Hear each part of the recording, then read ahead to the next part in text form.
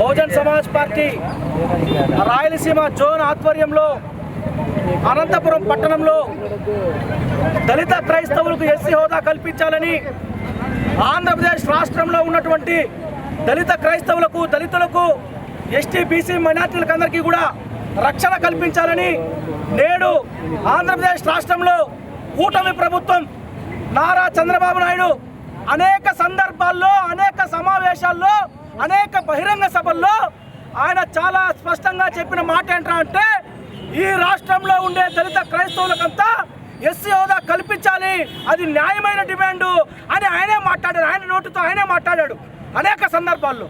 అదేవిధంగా జగన్మోహన్ రెడ్డి ప్రతిపక్ష నాయకుడు ఈరోజు జగన్మోహన్ రెడ్డి అనే వ్యక్తి దళిత క్రైస్తవుల పట్ల ఆయన దొంగ ప్రేమ చూపిస్తూ ఉన్నాడు.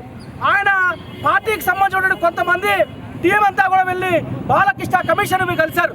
నేను అడుగుతా ఉన్నా జగన్మోహన్ రెడ్డిని, మీకు నిజంగానే దళిత క్రైస్తవుల పట్ల చిత్తశుద్ధి ఉంటే నిజంగానే మీ ప్రభుత్వంలో ఆనాడు శాసనసభ మీకు మెజారిటీ ఉంది. ఆ రోజున ఒక్కసారైనా శాసనసభ తీర్మానం చేసి పార్లమెంటుకు పంపించి పార్లమెంట్లో మీ ఎంపీలు మెజారిటీ ఉన్నారు, ఒక్కసారైనా సరే దళిత క్రైస్తవులకి ఎస్సీ హోదా కల్పించాలని చెప్పి మాట్లాడినావా జగన్మోహన్ రెడ్డిని?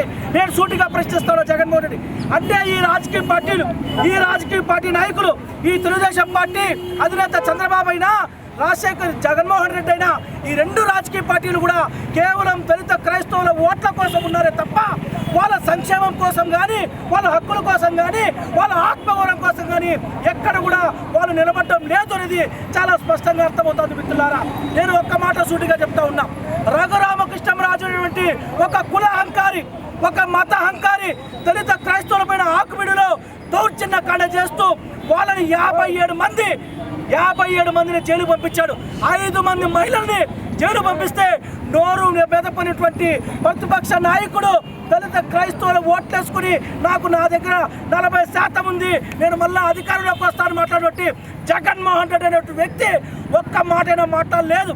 చంద్రబాబు మాట్లాడలేదు, జగన్మోహన్ మాట్లాడలేదు, పవన్ కళ్యాణ్ మాట్లాడలేదు. నేను అందుకే ఒకటే మాట చెప్తా ఉన్నా ప్రజలకందరికీ కూడా, ఈ రాష్ట్రంలో ఉండే దళిత క్రైస్తవులకు చెప్తా ఉన్నాం, బహుజన్ సమాజ్ పార్టీ ఏ నాయకుడు పాలకులు మారుతా ఉన్నారు, ప్రభుత్వాలు మారుతూ ఉన్నాయి, కానీ ఈ రాష్ట్రంలో ఉండే దళిత క్రైస్తవుల యొక్క బతుకులు స్థితిగతులు, దళితులు, మైనార్టీలు, ఎస్టీలు ఒక్క బతుకు కూడా మారడం లేదు.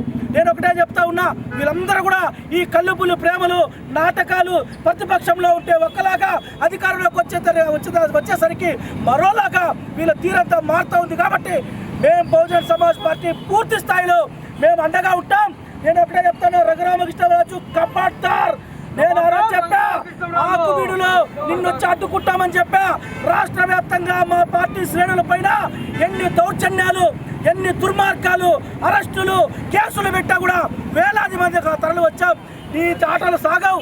నేను చెప్తాను, రఘురామకృష్ణరాజుకి పాలక ప్రభుత్వానికి వెనక్కుండి నడిపించే పాలక ప్రభుత్వం చంద్రబాబు గారు, పవన్ కళ్యాణ్ చెప్తా ఉన్నా, మీరు చూపించేటువంటి ఏ దాన్ని కూడా ప్రజలు నమ్మే పరిస్థితిలో లేరు.